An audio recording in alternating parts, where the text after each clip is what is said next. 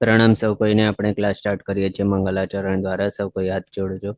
નમો અરિહંતાણમ, નમો સિદ્ધાણમ, નમો આયર્યાણમ, નમો વજ્જાયણમ, નમો લય સવ્વ સાહુણમ.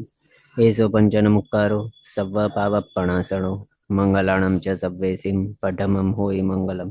મંગલમ ભગવાન વીરો, મંગલમ ગૌતમ પ્રભુ, મંગલમ સ્થૂલિભદ્રાદ્યા જૈન ધર્મોસ્તુ મંગલમ. અજ્ઞાનતિમિરાંધાનાં જ્ઞાનાંજનશલાકયા નેત્રમુન્મીલિतं યેન તસ્મૈ શ્રી ગુરવે નમઃ. તો આપણો વિષય ચાલુ છે શ્રી ષડશીતિ એટલે કે ચોથો કર્મગ્રંથ. પરમ પૂજ્ય આચાર્ય ભગવાન શ્રી દેવેન્દ્ર સુરી સ્વજી મહારાજા સાહેબ દ્વારા વિરચિત આ ચોથા કર્મગ્રંથની અંદર આપણે અલગ અલગ એવા દ્વારોની અંદર વિચારણા કરી રહ્યા છીએ, અલગ અલગ વિષયોની વિશે. એનામાંથી આપણો સેકન્ડ ચેપ્ટરની અંદર વિચારણા ચાલુ હતી. એમાં આપણા સર્વ 6 દ્વારો થઈ ગયા છે અને એનો આપણે એક ટેબલની અંદર સમાવેશ કરીને એના વિશે વિચારણા કરી રહ્યા હતા, જેમાં લાસ્ટ ક્લાસ સુધી આપણે 40મી એવી અવિરતિ માર્ગણા છે ત્યાં સુધી પહોંચ્યા હતા. એટલે કે સંયમ માર્ગણા આપણે કમ્પ્લીટ કરી લીધી છે. એના વિશેના 6 દ્વારો જોઈ લીધા. એના બાદ હવે આજે આપણે દર્શન માર્ગણા વિશે જોવાના છીએ. એની અંદર સૌથી પહેલો ચક્ષુ દર્શન માર્ગણા. એમાં જીવ સ્થાનક કેટલા બતાવ્યા? 3 અથવા તો 6. એમાં 3 અથવા 6 કેમ? તો મતાંતરના હિસાબે. એમાં કર્મગ્રંથકાર શ્રી ભગવાનના હિસાબે કેવું છે કે ચક્ષુ દર્શન કોને હોય તો પર્યાપ્ત એવા જીવભેદ. એમાં પણ ચક્ષુ કોની પાસે હોઈ શકે? એને ચક્ષુ દર્શન હોય. ચૌરિન્દ્રિયથી ચક્ષુ એડ થાય છે. જીવભેદ કયા કયા હોય? તો ચૌરિન્દ્રિય, અસંગની પંચેન્દ્રિય અને સંગની પંચેન્દ્રિય, એ 3 જીવભેદ. એ પણ પર્યાપ્તા. કર્મગ્રંથકાર શ્રી ભગવાનના હિસાબે સ્વયોગ્ય બધી પર્યાપ્તિઓ પૂરી થઈ જાય ત્યાર પછી એ ભલે ઇન્દ્રિય પર્યાપ્તિ પૂરી થઈને ઇન્દ્રિય ભલે ફોર્મ થઈ ગઈ છે ચક્ષુર ઇન્દ્રિય, તો પણ એનો સ્વયોગ્ય કાર્ય ક્યારે કરી શકે? એટલે ચક્ષુ દર્શન એને પછી ક્યારે હોઈ શકે જીવને? તો પર્યાપ્તિઓ પોતાની સ્વયોગ્ય બધી પૂરી કરી લે ત્યારે. એના હિસાબે 3 જીવભેદ. એની અંદર કયા? તો પર્યાપ્તા એવા ચૌરેન્દ્રિય, પર્યાપ્તા અસંગની પંચેન્દ્રિય અને પર્યાપ્તા સંગની પંચેન્દ્રિય, એ 3 જીવભેદ. અથવા તો મતાંતરે અપર્યાપ્ત પણ અહીંયા ગ્રહણ કરી લઈએ. એને ચક્ષુરેન્દ્રિય ફોર્મ થઈ ગઈ એટલે હવે ઇન્દ્રિય પર્યાપ્તિ પૂરી કર્યા બાદ એને ચક્ષુ દર્શન આવી ગયું. એવી રીતે એનો જો મત લઈએ તો 6 જીવભેદ સમજવાના. એમાં અપર્યાપ્તા 3 જીવભેદ સમજવાના. જે અહીંયા પર્યાપ્ત ગણ્યા એના જ 3 અપર્યાપ્તા પણ એડ કરી લઈએ તો 6 જીવભેદ થઈ ગયા. એટલે કે ચૌરેન્દ્રિય, અસંગની પંચેન્દ્રિય અને સંગની પંચેન્દ્રિય, એમના અપર્યાપ્ત અને પર્યાપ્ત એ જીવભેદ લઈએ તો 6 જીવભેદ. એમ થઈ ગયું. પછી અચક્ષુ દર્શન, એને 14 બધા જીવભેદ છે. કારણ શું છે? આપણે અચક્ષુ દર્શનને માટે એક રૂલ યાદ રાખવા કહ્યું હતું કે જે પણ છદ્મસ્થ જીવ છે બધા જ ને અચક્ષુ દર્શન કમ્પલસરી હોવાનો છે. અને 14 જીવ સ્થાનકો બધા કેવા છે? છદ્મસ્થ છે. એમાં આપણે એમ જો વિચારીએ કે મનુષ્યનો જે જીવભેદ છે એની અંદર છદ્મસ્થ બધા કઈ રીતે હોય, તો અહીંયા મનુષ્યને એક અલગથી સ્પેસિફિક કેવલીનો જીવભેદ એ રીતે અલગથી નથી આપેલું, પણ જે સંગની પંચેન્દ્રિય પર્યાપ્ત જીવભેદ છે એની અંદર નારકીઓ પણ છે, તિર્યંચો પણ છે, મનુષ્ય પણ છે, જે નોન કેવલી છે એવા, એટલે કે છદ્મસ્થ મનુષ્ય પણ આવી જાય છે, પ્લસ દેવો પણ આવી જાય છે. એટલે એમ સ્પેસિફિક એક અલગથી સ્પેશિયલ કોઈ માત્ર કેવલી ભગવંતોનો જીવભેદ હોય એવું જ છે જ નહીં. એટલે કે અહીંયા એના જ હિસાબે 14 બધા જીવ સ્થાનકો આવી ગયા. કારણ અચક્ષુ દર્શન માર્ગણાની અંદર જે છદ્મસ્થ જીવો હોય જો, તો એ બધા અચક્ષુ દર્શન માર્ગણાની અંદર આવી જાય છે. એના હિસાબે 14 જીવભેદ અહીંયા સમજવાના. પછી અવધિ દર્શન, એના વિશે વિચારીએ તો જીવભેદ કેટલા? જીવ સ્થાનકો તો માત્ર 2. એમાં માત્ર સંગની પંચેન્દ્રિય, એના પર્યાપ્ત ને અપર્યાપ્ત, એ 2 જીવભેદ સમજવાના. એમાં કેવું છે? 2 જીવભેદ કેમ બતાવ્યા? કારણ અવધિ જ્ઞાન હોય તો જ અવધિ દર્શન હોઈ શકે. અને અવધિ જ્ઞાન કોને હોઈ શકે? તો માત્ર સંગની પંચેન્દ્રિય એવા જીવને જ હોઈ શકે. પણ જે અસંગની પંચેન્દ્રિય હોય કે પછી ચૌરેન્દ્રિય, તેઇન્દ્રિય, બેઇન્દ્રિય, એકેન્દ્રિય, એમને અવધિ જ્ઞાન હોય જ નહીં શકે. એનો કન્ડિશન જ એવું છે કે સંગની પંચેન્દ્રિય હોય તો જ એને હોઈ શકે અવધિ જ્ઞાન, અને અવધિ જ્ઞાન હોય તો એની સાથે અવધિ દર્શન હોય. એમ બીજું, અપર્યાપ્ત અવસ્થાની અંદર કઈ રીતે પોસિબલ છે? તો તીર્થંકર ભગવાનનો આત્માનો જે એક્ઝામ્પલ આપણે જો લઈએ તો પછી એમના હિસાબે આપણે સમજી શકીએ કે તેઓ પોતાના પ્રીવિયસ એવા દેવભાવમાંથી અહીંયા મનુષ્ય પણ ઉત્પન્ન થયા હતા, અથવા તો થાય છે, અથવા તો થવાને છે ઉત્પન્ન. તો એ બધા દેવભાવની અંદર જે હતું ત્યાંથી જ અવધિ જ્ઞાન લઈને અહીંયા ઉત્પન્ન થાય છે. એટલે અવધિ જ્ઞાન સાથે અવધિ દર્શન એ પણ આવી ગયું, અપર્યાપ્ત અવસ્થાની અંદર પણ આવી ગયું. એ એક્ઝામ્પલ ઉપરથી આપણે સમજી શકીએ છીએ. એટલે અહીંયા અપર્યાપ્ત સંઘની પંચેન્દ્રિય જીવભેદ પણ આવી જાય છે અવધિ દર્શન માર્ગણામાં. બીજું એ કે અહીંયા આની અંદર કેવું છે, એક મતાંતર કેવું છે કે સિદ્ધાંતકાર શ્રી ભગવતના હિસાબે તેઓ કહે છે કે ગુણસ્થાનક આ અવધિ દર્શન માર્ગણાની અંદર કયા કેટલા, તો 1 થી 12મો ગુણસ્થાનક. પણ કર્મગ્રંથકાર શ્રી ભગવાન 4 થી 12મો ગુણસ્થાનક કહે. એમ એની અંદર કેવું, કર્મગ્રંથકાર શ્રી ભગવાન એમ કહે છે કે જે પણ જીવને અવધિ જ્ઞાન હોય એમને અવધિ દર્શન સમજવાનું. પણ સિદ્ધાંતકાર શ્રી ભગવાન શું કહે કે જ્ઞાન અને દર્શન બંને ભેગા હોય, એની અંદર કોઈક વસ્તુનો સામાન્ય બોધ હોય અને વિશેષ બોધ પણ હોય. તો જો એ જીવ નોન સમકીતી હોય અને એને અવધિ જ્ઞાન હોય એટલે કે વિભંગ જ્ઞાન હોય, તો પછી એને સામાન્ય બોધ કોઈક વસ્તુનો એ વિભંગ જ્ઞાન દ્વારા જે થયો એ બોધને શું કહેવાય? પછી એ બોધને અવધિ દર્શન કહેવાય, સામાન્ય બોધને. પણ વિશેષ બોધ જે થયો એને પછી અવધિ જ્ઞાન ઉપયોગ વાળો બોધ કહેવાનું, એના દ્વારા થયેલું. એટલે આત્મા દ્વારા થાય, પણ એ આત્માની કઈ શક્તિ દ્વારા? તો આત્માની અવધિ દર્શન શક્તિ દ્વારા એ આત્માને કયો બોધ થયો? તો સામાન્ય બોધ, એ પર્ટિક્યુલર પૂતગલ વિશેનો. એમ અને એ જ પૂતગલ વિશેનું વિશેષ બોધ આત્માની જે શક્તિ દ્વારા થયું તે વિભંગ જ્ઞાન દ્વારા. એમ એટલે આ રીતે સામાન્ય અને વિશેષ બંને બોધ ભેગા હોય એ રીતે હોય છે. અને એ જ સિદ્ધાંતકાર શ્રી ભગવંત અહીંયા લાગુ કરીને કહે છે કે જે જીવને વિભંગ જ્ઞાન હોય એટલે કે પહેલાથી ત્રીજા ગુણસ્થાનકે વિભંગ જ્ઞાન બતાવ્યું છે, તો ત્યારે પણ તેમને અવધિ દર્શન હોય. અને પછી 4 થી 12મે ગુણસ્થાનકે જ્યાં અવધિ જ્ઞાન હોય છે એમને પણ અવધિ દર્શન હોય છે. જે રીતે મતિ જ્ઞાન ને શ્રુત જ્ઞાન એ ક્યાંથી ક્યાં ગણેલા છે? તો 4 થી 12મે.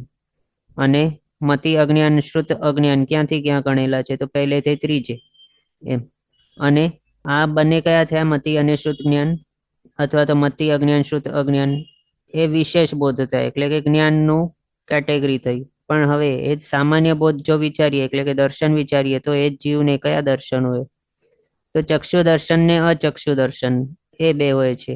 ભલે તે મતિ જ્ઞાની હોય કે પછી મતિ અજ્ઞાની હોય, બંનેને અચક્ષુ દર્શન અને ચક્ષુ દર્શન એ બંને સમજવાના સામાન્ય બોધ તરીકે, જે હેલ્પ કરતા હોય તે. એ જ રીતે અહીંયા પણ સમજવાનું. ત્યાં મતિ જ્ઞાન અને શ્રુત જ્ઞાન બંને કેવા હતા? એ સમકીતી હોય તો પછી એને મતિ જ્ઞાન ને શ્રુત જ્ઞાન કહેવાતું હતું. પણ જો સમ્યક્ત્વ રહિત હોય તો એ અજ્ઞાની કહેવાય. એના હિસાબે ત્યાં એને મતિ અજ્ઞાન અને શ્રુત અજ્ઞાન હતું. એટલે એ પર્ટિક્યુલર વસ્તુનો સામાન્ય બોધ ભલે તે સમકીતી હોય કે પછી મિથ્યાત્વી કે સમ્યક્ત્વ રહિત હોય, એને પણ એ વસ્તુનો સામાન્ય બોધ તો સેમ રીતે જ થવાનું છે. તો એની અંદર કોઈ ફેરબદલી નહીં થાય. ભલે તે મતિ જ્ઞાની હોય કે પછી મતિ અજ્ઞાની, બંનેને એ જે વસ્તુ હતી એનું સામાન્ય બોધ તો સેમ જ થવાનું છે. એટલે એની અંદર કોઈ એવું સમ્યક ચક્ષુ દર્શન કે મિથ્યા ચક્ષુ દર્શન એ રીતે નથી બતાવ્યા, માત્ર ચક્ષુ દર્શન જ બતાવ્યું છે. એ જ રીતે અચક્ષુ દર્શન જ એક જ કોમન બતાવ્યું છે બંનેને, ભલે તે સમકીતીની હોય કે સંકેત રહિતને હોય તો પણ. એ જ રીતે અહીંયા પણ સિદ્ધાંતકાર શ્રી ભગવંતોએ ગ્રહણ કર્યું છે કે તે આત્મા જો સમકીતી હોય તો પછી એને વિશે અવધિ જ્ઞાન સમજવાનું, અને સમ્યક રહિત હોય તો વિભંગ જ્ઞાન સમજવાનું. એ હતું જ્ઞાનનો કેટેગરી. પણ દર્શનની કેટેગરી કઈ સમજવાની? તો બંને માટે કોમન એક જ, અવધિ દર્શન. એટલે અવધિ જ્ઞાનીને પણ અવધિ દર્શન હોય અને વિભંગ જ્ઞાનીને પણ અવધિ દર્શન હોય. એ રીતે સિદ્ધાંતકાર શ્રી ભગવંતે બતાવ્યું છે. પણ કર્મગ્રંથકાર શ્રી ભગવંતે અહીંયા અવધિ દર્શન માત્ર અવધિ જ્ઞાનીને વિશે જ બતાવ્યું છે. એમ એના હિસાબે અવધિ દર્શન અહીંયા આપણે કર્મગ્રંથ ભણી રહ્યા છીએ એના હિસાબે 4 થી 12મે ગુણસ્થાનકે બતાવ્યું છે અવધિ દર્શન. પછી લાસ્ટ અહીંયા કેવલ દર્શન છે. એની વિશે માત્ર એક જ જીવ સ્થાનક બતાવ્યું છે, કયો તો પર્યાપ્ત સંઘની પંચેન્દ્રિય. બાકી કોઈ પણ જીવભેદ અહીંયા પોસિબલ નથી. હવે ગુણસ્થાનક જોઈએ તો ચક્ષુ દર્શન અચક્ષુ દર્શન પહેલેથી 12મી ગુણસ્થાનકે હોય. જે પણ છદ્મસ્થ જીવ હોય બધાને કમ્પલસરી અચક્ષુ દર્શન હોવાનું છે, અને છદ્મસ્થપણું ક્યાં સુધી છે તો 12મા ગુણસ્થાનકે સુધી. એ જ રીતે જે પણ ચક્ષુવાળા જીવ છે, ચક્ષુરિન્દ્રિય વાળા પર્યાપ્તા જીવો, એમને ચક્ષુ દર્શન હોવાનું છે. અને એવા છદ્મસ્થ જીવ જે પણ છદ્મસ્થ જીવ હોય અને ચક્ષુરિન્દ્રિય વાળા હોય પર્યાપ્તા એવા, એ જીવને છદ્મસ્થ અવસ્થા જ્યાં સુધી હોય ત્યાં સુધી ચક્ષુ દર્શન હોવાનું છે. તેના હિસાબે અહીંયા પહેલેથી 12મે ગુણસ્થાનકે બતાવ્યું છે. 13મે 14મે કેમ નથી બતાવ્યો? ત્યાં પછી છદ્મસ્થ અવસ્થા છે જ નહીં, કેવલી બની જાય છે. ત્યાં પછી કેવલ દર્શન જ હોય માત્ર, બીજા કોઈ દર્શન હોતા નથી અલગથી. એટલે અહીંયા ચક્ષુ દર્શન કહો કે પછી અચક્ષુ દર્શન કહો, બંને માત્ર 12મે ગુણસ્થાનકે સુધી જ હોય, પહેલેથી 12મે. આમ પછી અવધિ દર્શન વિચારીએ તે 4થેથી 12મે, હમણાં આપણે જે વિચારણા કરી તેના હિસાબે અહીંયા સમજવાનું. પછી કેવલ દર્શન એને 13મે 14મે ગુણસ્થાનકે હોય, જે કેવલી ભગવંત હોય, જેઓએ ઘાતી કર્મોનું સંપૂર્ણપણે ક્ષય કરી દીધું છે, તેઓને કેવલ જ્ઞાન કેવલ દર્શન પ્રગટે છે. તેઓ માત્ર 13મે ને 14મે ગુણસ્થાનકે હોય, પણ નીચલા ગુણસ્થાનકે હોતા નથી. એટલે કેવલ દર્શન છે માત્ર 13મે 14મે ગુણસ્થાનકે હોય. એના પછી સિદ્ધ અવસ્થામાં પણ હોય, પણ અહીંયા ગુણસ્થાનકને વિશે વિચારણા છે, એટલે 13મો 14મો ગુણસ્થાનક સમજવાનું. પછી યોગ કયા કોને હોય? તો ચક્ષુ દર્શન માર્ગણા વાળાને 13 યોગ હોય. એમાં 2 કયા નથી? તો કાર્મણકા યોગ અને ઔદારિક મિશ્રકા યોગ. એ 2 અહીંયા પોસિબલ નથી. કારણ અહીંયા જ આપણે જોયું, ચક્ષુ દર્શન જે છે તે કર્મકરણકાર શ્રી ભગવાનના હિસાબે ક્યાં કોને હોય? તો માત્ર પર્યાપ્તા એવા ચૌરેન્દ્રિય, અસંગની પંચેન્દ્રિય અને સંઘની પંચેન્દ્રિય પણ પર્યાપ્તા હોવા જોઈએ તો હોય. અને પર્યાપ્ત અવસ્થાની અંદર એવા એ છદ્મસ્થ જીવોને પછી ઔદારિક મિશ્રકાયક કઈ રીતે હોય? નહીં હોય. અને એ જ રીતે કાર્મણકાયક પણ કઈ રીતે હોય? એ પણ નહીં હોય. કાર્મણકાયક અને ઔદારિક મિશ્રકાયક છદ્મસ્થ જીવોને ક્યારે હોઈ શકે? તો કોઈક છદ્મસ્થ જીવને જો કાર્મણકાયક હોય તો ક્યારે હોય? ભાવ બદલતા ટાઈમે હોય, વિગ્રહ ગતિની અંદર, અને ઉત્પત્તિના પહેલા સમયે હોય. બસ એના સિવાય હોતું નથી છદ્મસ્થ જીવને કાર્મણકાયક. અને ઔદારિક મિશ્રકાયક ક્યારે હોય છદ્મસ્થ જીવને? તો જો એ તિર્યંચ કે મનુષ્ય ગતિની અંદર ઉત્પન્ન થયેલો હોય, ત્યાં ઉત્પત્તિના બીજા સમયથી અપર્યાપ્ત અવસ્થા સુધી, એટલે કે સ્વયોગ્ય પર્યાપ્તિઓ પૂરી નહીં કરે ત્યાર સુધી એને હોય ઔદારિક મિશ્રકાયક. એના સિવાય પછી હોતું નથી એ છદ્મસ્થ જીવને ઔદારિક મિશ્રકાયક. અને આ ચક્ષુ દર્શન ક્યારે બતાવે છે? ક્યારે હોય છે? તો પર્યાપ્ત અવસ્થાની અંદર હોય છે. ચૌરેન્દ્રિયો, અસંગની પંચેન્દ્રિય અને સંઘની પંચેન્દ્રિયોની પર્યાપ્ત અવસ્થાની અંદર હોય છે. પણ ત્યારે પર્યાપ્તા એક વખત બની ગયા તે પછી તો ઔદારિક મિશ્રકાયક હોતું જ નથી, કાર્મણકાયક હોતું નથી છદ્મસ્થ અવસ્થાની અંદર પર્યાપ્તા થઈ ગયા બાદ. એટલે એના હિસાબે અહીંયા કાર્મણકાયક અને ઔદારિક મિશ્રકાયક બંને નથી. એના સિવાય બધા યોગ પોસિબલ છે. એમાંય વૈક્રય મિશ્રકાયક વિશે ડાઉટ આવી શકે, એ કઈ રીતે છે? તો એ એવા તિર્યંચ અને મનુષ્યને વિશે સમજવાનું કે જે વૈક્રય શરીર ફોર્મ કરવાની એવી વૈક્રય લબ્ધિ વાળા હોય, અને જ્યારે ઉત્તર વૈક્રય શરીર તેઓ ફોર્મ કરતા હોય ત્યારે સ્ટાર્ટિંગના ફેઝમાં તેઓને વૈક્રય મિશ્રકાયક હોય. એ વાળું અહીંયા સમજવાનું. પણ દેવનાર્કીઓને વિશે જે હોય અપર્યાપ્ત અવસ્થા વાળું, એ અહીંયા નહીં સમજવાનું, કારણ આપણે હમણાં જોઈ લીધું. પછી આરક મિશ્ર અને આરક કાયક એ પણ બધા પોસિબલ છે, આપણે સમજ્યા. એટલે અહીંયા 13 યોગ પોસિબલ. પછી અચક્ષુ દર્શન, એની અંદર 15 બધા યોગ પોસિબલ છે. અચક્ષુ દર્શન માટે કેવું છે? એ છદ્મસ્થ એવા બધા જ જીવને હોય, ભલે તે ભાવ બદલતા હોય કે કોઈ પણ ઠેકાણે હોય, કોઈ પણ ભાવની અંદર જીવતા હોય, તો પણ એમને અચક્ષુ દર્શન તો હોવાનું જ છે. છદ્મસ્થ છે તો અચક્ષુ દર્શન હોય, ભલે કોઈ પણ ગતિવાળો હોય, કોઈ પણ જાતિવાળો હોય. જાતિ એટલે કે કેન્દ્ર, બેન્દ્ર, તેન્દ્ર, ચૌરેન્દ્ર, કોઈ પણ જાતિવાળો હોય તો પણ એને આ હોવાનું જ છે અચક્ષુ દર્શન. એના હિસાબે 15 બધા જ યોગ પોસિબલ છે.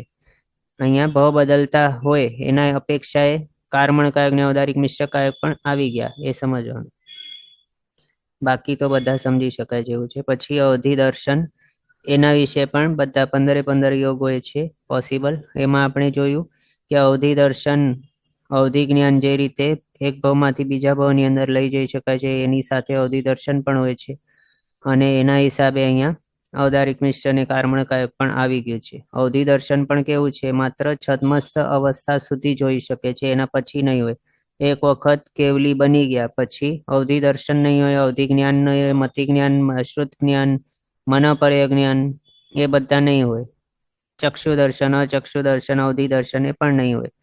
એક વખત કેવલી બની ગયા, 4 ઘાતી કર્મનો ક્ષય કરી દીધું, પછી આવા ક્ષમિક ભાવવાળા એવા કોઈ પણ જ્ઞાન કે દર્શન હોતા નથી એમ.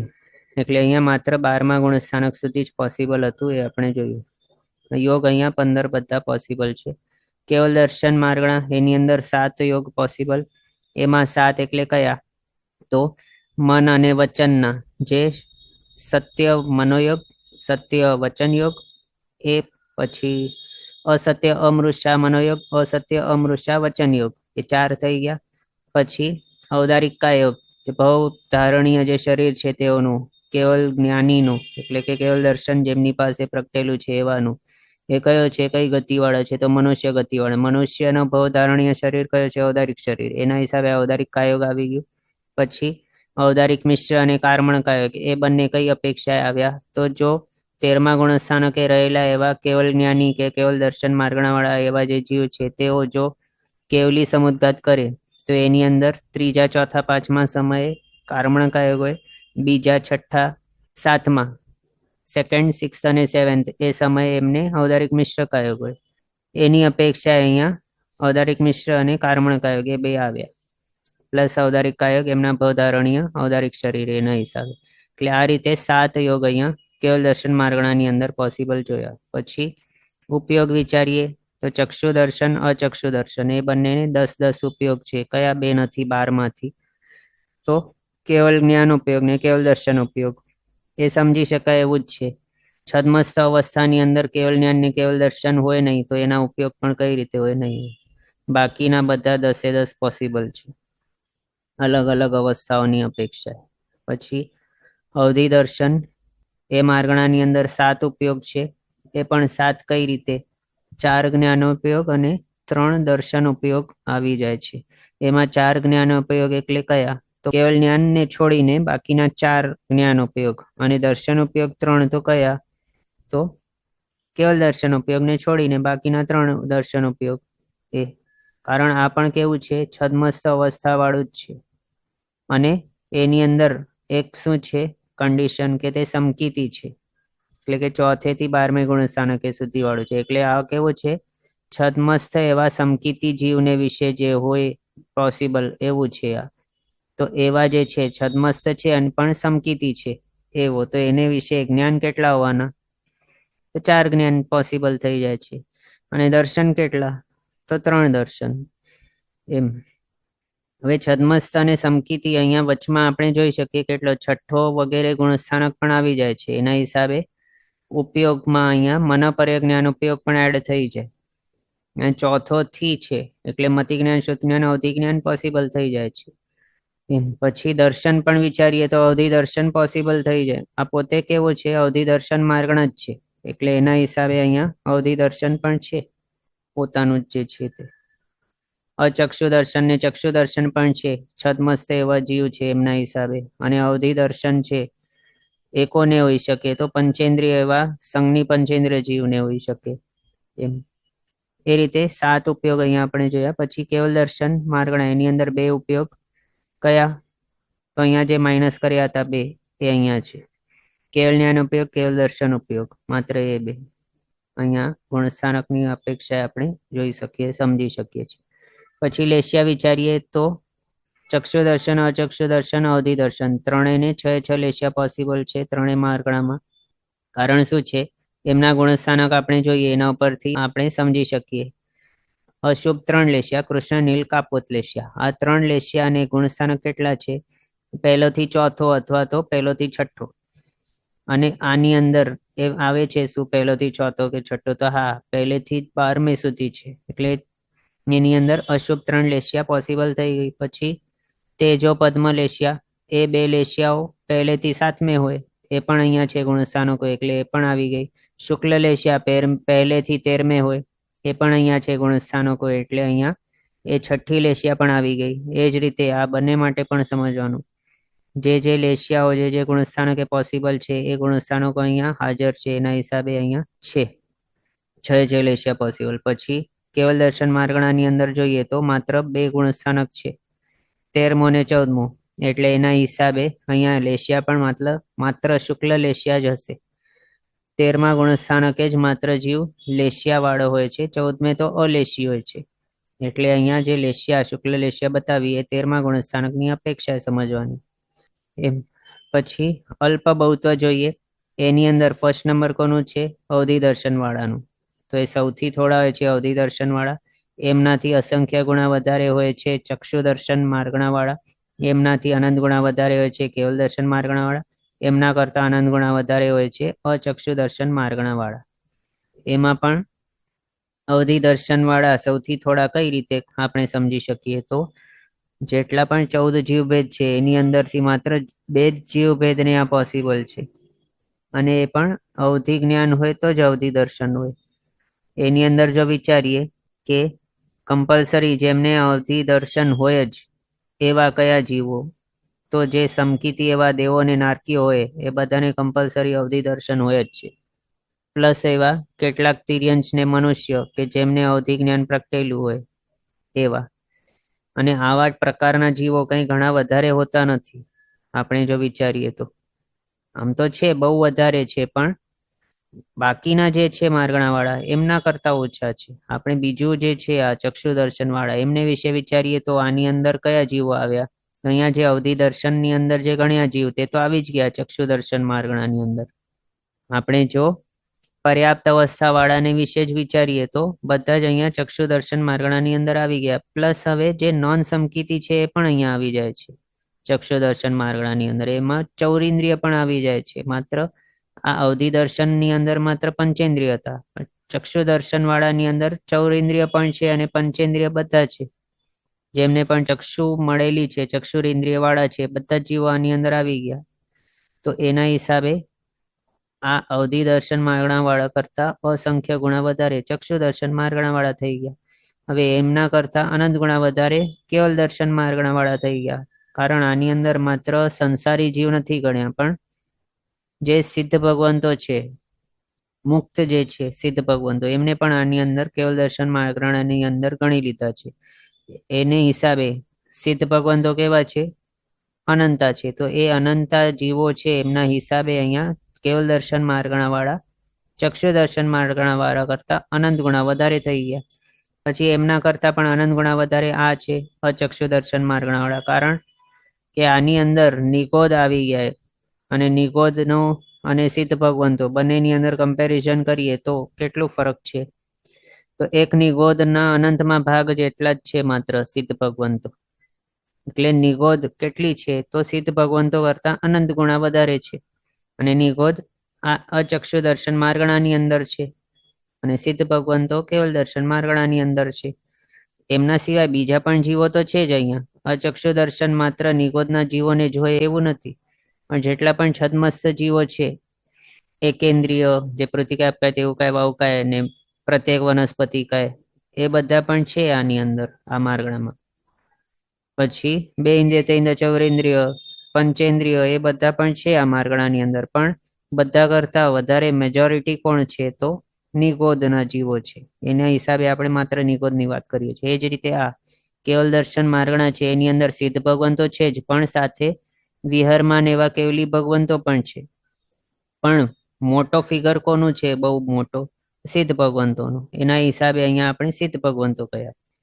અને આપણે જો બંનેમાં કમ્પેર કર્યું તો આપણે જોયું કે સિદ્ધ ભગવંતો કેટલા છે? તો નિગોદના જીવ કરતા અનંતમો ભાગ એ સિદ્ધ ભગવંત છે, અથવા તો સિદ્ધ ભગવંતો કરતા અનંત ગુણા વધારે છે નિગોદના જીવ. એના હિસાબે આ જે છે કેવલ દર્શન માર્ગણા એના કરતા અનંત ગુણા વધારે અચક્ષુ દર્શન માર્ગણા વાળા જીવો બતાવ્યા છે, સૌથી વધારે થઈ ગયા. આ રીતે આપણે દર્શન માર્ગણા વિશે 6 દ્વારો જોયા શોર્ટમાં. પછી લેશિયા માર્ગણા, એની અંદર કૃષ્ણ નીલ કાપો તેજો પદ્મ શુક્લ, આ 6 લેશિયા છે. એનામાંથી પહેલી 3 લેશિયા ની અંદર બધા જ 14 જીવ સ્થાનકો પોસિબલ છે. કારણ આની અંદર જે એકેન્દ્રિય હોય કે પછી નિગોદ પણ હોય એમને પણ આ 3 લેશિયા અશુભ વાળી તો હોય છે.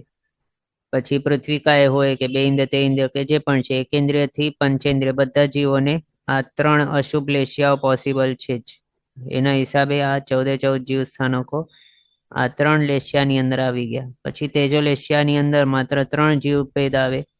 એની અંદર કયા 3 છે તો સંઘની પંચેન્દ્રિય પર્યાપ્ત ને અપર્યાપ્ત એ 2 પ્લસ જેની અંદર પહેલા છે પ્રત્યેક વનસ્પતિકાય પર્યાપ્તા, બાદર પૃથ્વીકાય પર્યાપ્તા અને બાદર અપકાય પર્યાપ્તા એ જે જીવભેદની અંદર છે તે છે અહીંયા. કયો છે તો પર્યાપ્તા બાદર એકેન્દ્રિય એ જીવભેદ.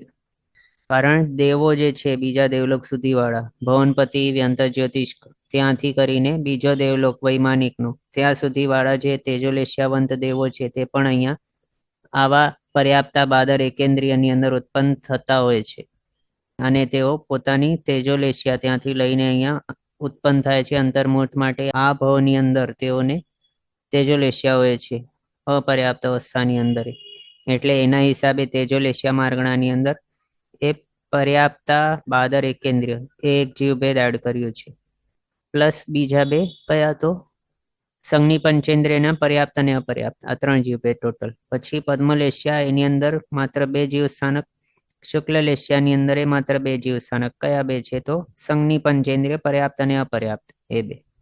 પછી ગુણસ્થાનક વિશે વિચારીએ તો કૃષ્ણ નીલ કાપોતા 3 લેશિયાની અંદર પહેલોથી ચોથો અથવા તો પહેલોથી છઠ્ઠો ગુણસ્થાનક એમ બતાવે છે. આ બંને કઈ રીતે તો પ્રતિપદ્યમાન અને પ્રતિપન્ના એની અપેક્ષાએ. પ્રતિપદ્યમાન એટલે એ ગુણસ્થાનકને ઉપર ચડી રહ્યા છે અથવા તો ગુણોની વૃદ્ધિ થઈ રહી છે કે ગુણો પ્રગટી રહ્યા છે એને પ્રતિપદ્યમાન કહેવાય. અને પૂર્વ પ્રતિપન્ન એટલે પહેલાથી ત્યાં એ ગુણસ્થાનકે છે જ રહેલા એમ.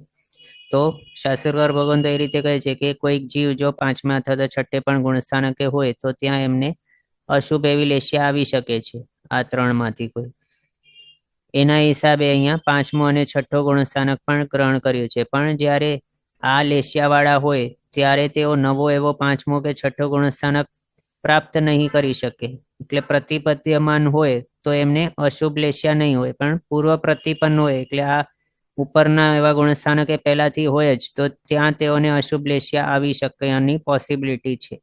એના હિસાબે અહીંયા આ 3 લેશિયા માર્ગણાની અંદર પહેલોથી ચોથો અથવા તો પહેલોથી છઠ્ઠો બતાવ્યો છે ગુણસ્થાનક. પછી તેજો લેશિયા અને પદ્મલેશિયા બંનેની અંદર પહેલોથી 7મો ગુણસ્થાનક. શુક્લ લેશિયા માર્ગણાની અંદર પહેલોથી 13મો ગુણસ્થાનક બતાવે છે. 14મે ગુણસ્થાનક વાળા લેશિયા રહિત હોય છે, અલેશી હોય છે. પછી યોગ દ્વાર એની અંદર કૃષ્ણ નીલ કાપો તેજો પદ્મ શુક્લ આ 6 લેશિયાઓને વિશે 15 બધા જ યોગ હોય છે પોસિબલ. કારણ બધી લેશિયા અહીંયા ત્યાં નેક્સ્ટ ભાવની અંદર લઈ જઈ શકાય એવી જ છે. અને એ લેશિયાઓ તે છતે આરક શરીર પણ ફોર્મ થઈ શકે, બધું થઈ શકે છે. એટલે એના હિસાબે અહીંયા બધું આવી ગયું. અહીંયા આપણે જોઈ શકીએ 6ઠ્ઠો ગુણસ્થાનક છે એટલે આરક શરીર વગેરે પણ ફોર્મ થઈ શકે છે. એટલે આરક મિશ્ર અને આરક કાયોગ એ પણ અહીંયા છે. અવધારિક મિશ્ર ને એ બધું પણ ભાવ બદલીને આવ જાવ કરી શકે છે આ લેશિયાઓ લઈને. એના હિસાબે બધા યોગ અહીંયા પોસિબલ. પછી ઉપયોગ વિશે વિચારીએ તો પહેલી 5 જે લેશિયાઓ છે શુક્લ લેશિયાને છોડીને એની અંદર 10 ઉપયોગ છે. કયા 2 નથી તો કેવલ જ્ઞાન કેવલ દર્શન એ 2 નહીં હોય ઉપયોગ. કારણ ત્યાં એમના જ ગુણસ્થાનક જ જોઈ લઈએ તો સમજ પડી જાય. કેવલ જ્ઞાન કેવલ દર્શન 13મે 14મે હોય પણ એ ગુણસ્થાનક અહીંયા પોસિબલ છે જ નહીં. એટલે માત્ર 10 ઉપયોગ પોસિબલ. યથાયોગ્ય એવા ગુણસ્થાનકે યથાયોગ્ય ઉપયોગ હોય. પછી શુક્લ લેશિયા એની અંદર 12 ઉપયોગ પોસિબલ છે. કારણ પહેલોથી 13મો ગુણસ્થાનક છે એની અંદર અલગ અલગ એવી અવસ્થાઓ આવી જાય છે. સમ્યક તો રહિત અવસ્થા પણ છે, સમકિત વાળી પણ અવસ્થા છે, પછી છદ્મસ્થ અવસ્થા પણ છે અને કેવલી અવસ્થા પણ છે. એના હિસાબે ઉપયોગ બધા આવી ગયા 12. લેશિયા વિશે વિચારીએ તો જે લેશિયા છે એને પોતપોતાની લેશિયા હોય એક એક. પણ કોઈ કૃષ્ણ લેશિયા વાળા ને શુક્લ લેશિયા હોય એવું નહીં. એટલે કે કૃષ્ણ લેશિયા માર્ગણાની અંદર માત્ર કૃષ્ણ લેશિયા વાળા જ જીવ હોય, બીજી લેશિયા વાળા નહીં હોય. એ સમજાય એવું જ છે. પછી અલ્પભવતો જોઈએ તો શુક્લ લેશિયા વાળા સૌથી થોડા 95 પૂર્વી લેશા એટલે કે પશ્ચાનું પૂર્વી એ રીતે આપણે ગાથાની અંદર જ જોયું છે. છઠ્ઠી લેશિયા વાળા સૌથી થોડા એના કરતા સંખ્યાત ગુણ વધારે પદ્મ લેશિયાવાળા એના કરતા સંખ્યાત ગુણ વધારે, તેજો લેશિયાવાળા એમના કરતા આનંદ ગુણ વધારે, કાપોત લેશિયાવાળા અહીંયા આનંદ ગુણ આવી ગયું. એ કેમ આવ્યું? કારણ કાપોત, નીલ અને કૃષ્ણ આ 3 લેશિયા સાધારણ વનસ્પતિકાયને પણ હોય છે, એટલે કે નિગોદને પણ હોય છે, અને એના હિસાબે એની અપેક્ષા અહીંયા આનંદ ગુણા વધારે થઈ ગયું. પણ નિગોદના જીવને આ તેજો પદ્મ શુક્લ એ 3 શુભ લેશિયાઓ નહીં હોય, એના હિસાબે અહીંયા એમની અંદર આટલું અનંત ગુણાનું ફરક આવી ગયું છે. તો તેજો લેશિયાવાળા કરતા કાપોત લેશિયાવાળા આનંદ ગુણા વધારે, એમના કરતા નીલ લેશિયાવાળા વિશેષ અધિક, એમના કરતા કૃષ્ણ લેશિયાવાળા વિશેષ અધિક હોય છે. આમ અને આની અંદર પણ વિશેષ અધિક કેમ બતાવ્યું? કારણ શાસ્ત્રકાર ભગવાન તો એ જ રીતે બતાવે છે કે જેમ લેશિયાની અંદર ક્લિષ્ટતા વધતી જાય તેમ તેમ એની અંદર જીવોનો પ્રમાણ પણ વધતું જાય છે. એના હિસાબે આ રીતે લેશિયા માર્ગણાને વિશે આપણે 6 દ્વારોની અંદર વિચારણા કરી. પછી ભવ્ય દ્વાર, એની અંદર ભવ્ય જીવો અને અભવ્ય જીવો એ બંને વિશે 14 ગુણસ્થાનકો બધા પોસિબલ છે. કારણ ભલે તે ભવ્ય હોય કે અભવ્ય હોય, બધા જીવને કોઈ પણ એવા એકેન્દ્રિયથી પંચેન્દ્રિય વાળા, પર્યાપ્ત કે અપર્યાપ્ત, સૂક્ષ્મ બાદર એ કોઈ પણ ભાવ મળી શકે છે. એવું કઈ જરૂરી નથી કે ભવ્ય જીવોને માત્ર સંઘની પંચેન્દ્રિય વાળો ભાવ મળે. ભવ્ય જીવો બેઇન્દ્રિય પણ બની શકે કે નિગોદની અંદર પણ હોઈ શકે છે, ક્યાંય હોઈ શકે. એના હિસાબે ભવ્ય માર્ગણા હોય કે અભવ્ય માર્ગણા, બંનેને બધા જીવભેદ છે પોસિબલ 14. જે રીતે ભવ્ય વિશે વિચાર્યું એ જ રીતે અભવ્ય વિશે પણ વિચારવાનું. અભવી જીવો માત્ર નિગોદમાં જ હોય કે માત્ર એકેન્દ્રિય, બેઇન્દ્રિય, તેઇન્દ્રિય વગેરેની અંદર જ હોય અને પંચેન્દ્રિય ભાવ એમને મળે જ નહીં, દેવો તેઓ બની જ નહીં શકે, એવું કંઈ નથી. અભવી જીવોને કોઈ પણ ભાવ મળી શકે છે. એના હિસાબે 14 જીવભેદ બધા આની અંદર આવી ગયા. આ પણ એવું છે કંઈક સ્પેસિફિક એવા સર્વાર્થ સિદ્ધ અથવા તો જે અનુત્તર વિમાન છે એની અંદર અભવી જીવો ઉત્પન્ન નહીં થઈ શકે દેવપણે, એવું સ્પેસિફિક કેટલાક એવા છે, અથવા તો ઇન્દ્ર પણ ઉત્પન્ન નહીં થાય એવી પણ કન્ડિશન છે. પણ એ ઇન્દ્ર હોય એ એક જ જીવભેદ માત્ર સ્પેશિયલી ઇન્દ્ર માટે જ રહેલું હોય, અથવા તો અનુત્તર વિમાનવાસી દેવોનું એક જ જીવભેદ સ્પેશિયલી અલગ રાખેલું છે એવું નથી. પણ કોમન જીવભેદ છે અહીંયા સંઘની પંચેન્દ્રિયનું. અને એની અંદર બીજા પણ જીવો છે જે અભવી જીવો ઉત્પન્ન થઈ શકે છે. એના હિસાબે 14 બધા જીવભેદ અહીંયા બંને માર્ગણાની અંદર આવી ગયા. પછી ગુણસ્થાનક વિશે વિચારીએ તો ભવ્ય જીવોને 1st to 14th બધા ગુણસ્થાનક પોસિબલ છે. પણ અભવી જીવને માત્ર પહેલો જ ગુણસ્થાનક મિથ્યા દૃષ્ટિ એ જ ગુણસ્થાનક હોય છે. અભવી જીવો અનાદિ અનંતકાળ માટે મિથ્યાત્વી જ રહેવાના છે. તેમની અંદર તેમનું નામ જ કેવું છે આ માર્ગણાનું? અભવ્ય. ભવ્યનો મિનિંગ છે યોગ્ય, પણ આ કેવા છે? અભવ્ય છે એટલે અયોગ્ય છે. એટલે તેમને શાની નથી યોગ્યતા? મોક્ષ પ્રાપ્ત કરવાની યોગ્યતા નથી એ છે. એટલે એના હિસાબે બીજોથી 14મું ગુણસ્થાનક જો પોસિબલ હોત તો પછી એ મોક્ષ પામી શકે એવા જ જીવ હોય, પણ મોક્ષ પામી શકે એવા છે જ નહીં. એના હિસાબે માત્ર પહેલો જ ગુણસ્થાનક હોય. એમ એક વખત જો જીવ સમ્યક્ત્વ પ્રગટાવી દે આત્મામાં, તો પછી એનું સંસાર ભ્રમણ છે લિમિટેડ સમજવાનું. કેટલું? અર્ધ પૂતગલ પરાવર્તી કાંઈક ન્યૂન એટલું.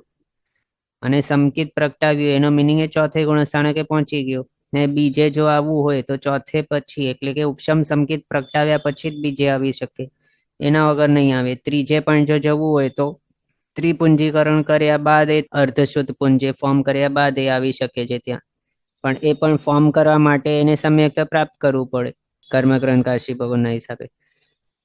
અને અભવી જીવો ક્યારે પણ સંસારથી મુક્તિ પામવાના નથી, તો પછી એમનો અર્ધ પૂતગલ પરાવર્ત કાળ જ માત્ર બાકી રહ્યો સંસાર પરિભ્રમણ.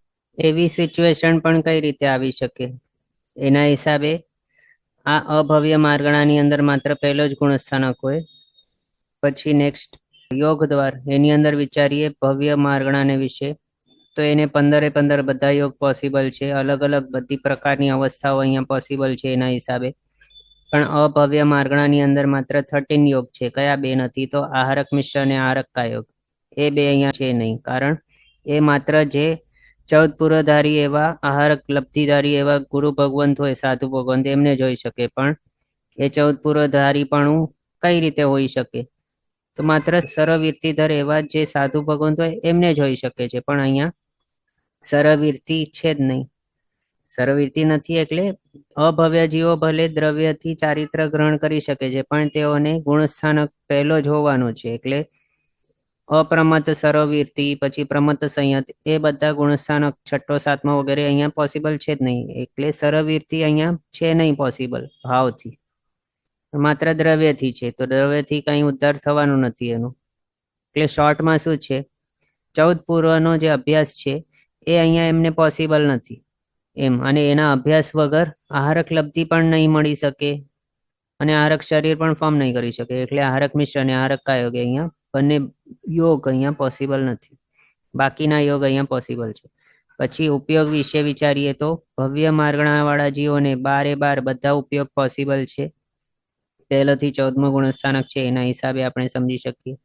પણ અભવ્ય જીવો છે, અભવ્ય માર્ગણાવાળા, એમને માટે માત્ર 5 ઉપયોગ બતાવ્યા છે.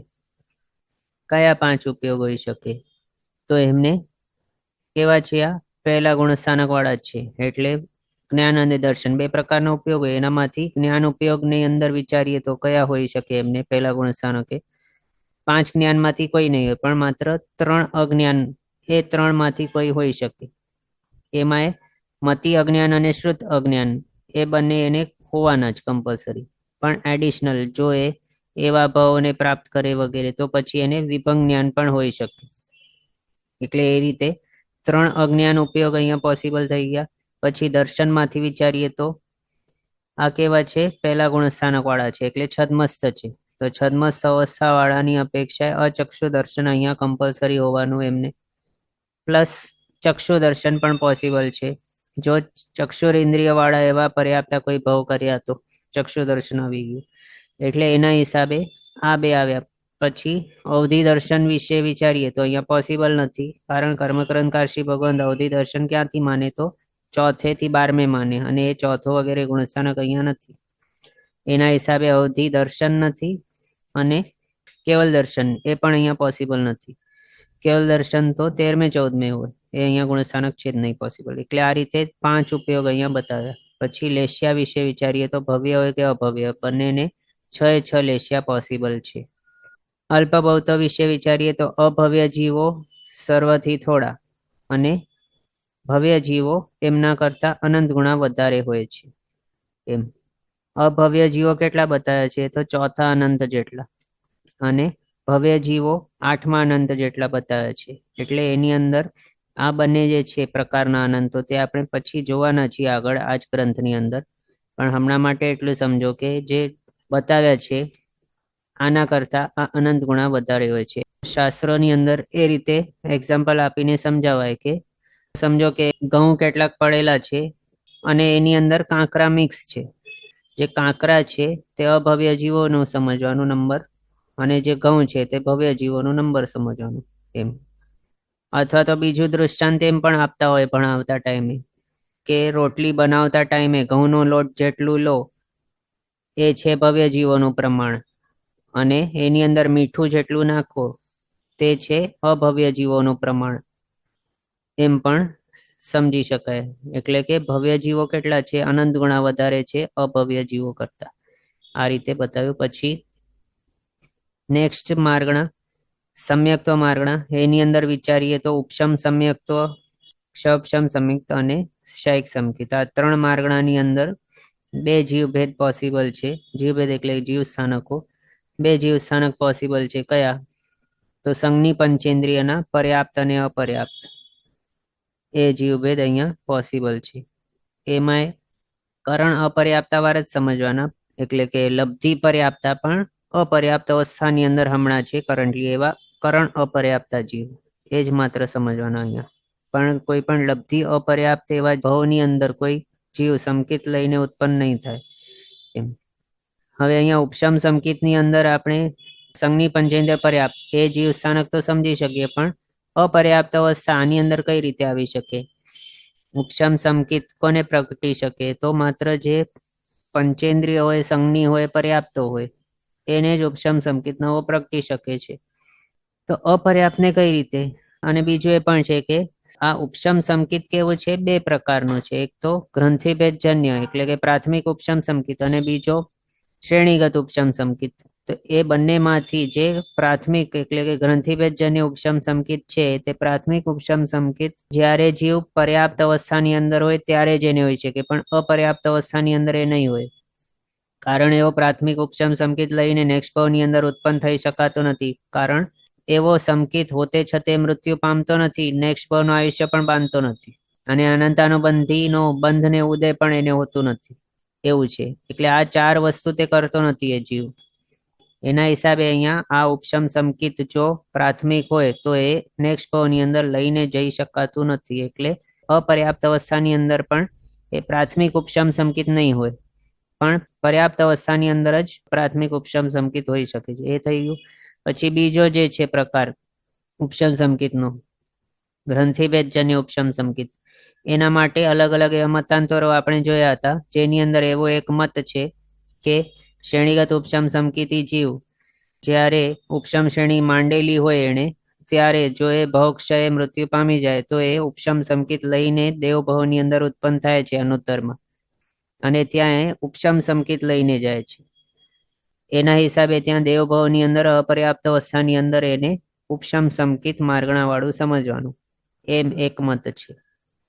એ અપેક્ષાએ માત્ર અહીંયા અપર્યાપ્ત એવો જીવભેદ લીધો છે, સંઘની પંચેન્દ્રિય વાળું, બસ. પણ જો એ મત ગ્રહણ નહીં કરાય અને બીજો કોઈ મત ગ્રહણ કરાય, એવું કે જે ઉપશમ શ્રેણીમાંથી ભવક્ષય મૃત્યુ પામીને જાય છે એ માત્ર ક્ષાયિક સંકિત જ સમજવાનું, એ રીતે જો આપણે ગ્રહણ કરતા હોઈએ મત, તો પછી એના હિસાબે એ જીવ સ્થાનક અહીંયા નહીં આવે પછી આ માર્ગણાની અંદર, કરણ અપર્યાપ્ત એવો સંઘની પંચેન્દ્રિય વાળું. કારણ બીજો કોઈ એવી સિચ્યુએશન છે જ નહીં કે જેનામાંથી કોઈ જીવ ઉપશમ સંકિત હોતે છતે મૃત્યુ પામીને ઉપશમ સંકિત લઈને જાય, એવો કોઈ ઠેકાણે છે જ નહીં. માત્ર એક જ મત છે, એ પણ એક જ સિચ્યુએશનની અપેક્ષા જ છે કે ઉપશમ શ્રેણી માંડેલી હોય ત્યાંથી શ્રેણીગત ઉપશમ સંકિતી જીવ એ પણ પૂર્વ બદ્ધાયુ હોય, એટલે દેવાયુ બંધ કરીને ચડેલું હોય એવું શ્રેણીગત ઉપશમ સંકિતી જીવ, એનો જો ભવક્ષય એટલે આયુષ્ય પૂરું થાય ત્યાં ઉપશમ શ્રેણીની અંદર, તો એ ત્યાંથી ઉપશમ સંકિત લઈને જાય. એવા એક મતના અપેક્ષાએ જ અહીંયા કરણ અપર્યાપ્ત એવો સંઘની પંચેન્દ્રિય જીવભેદ અહીંયા લીધેલું છે.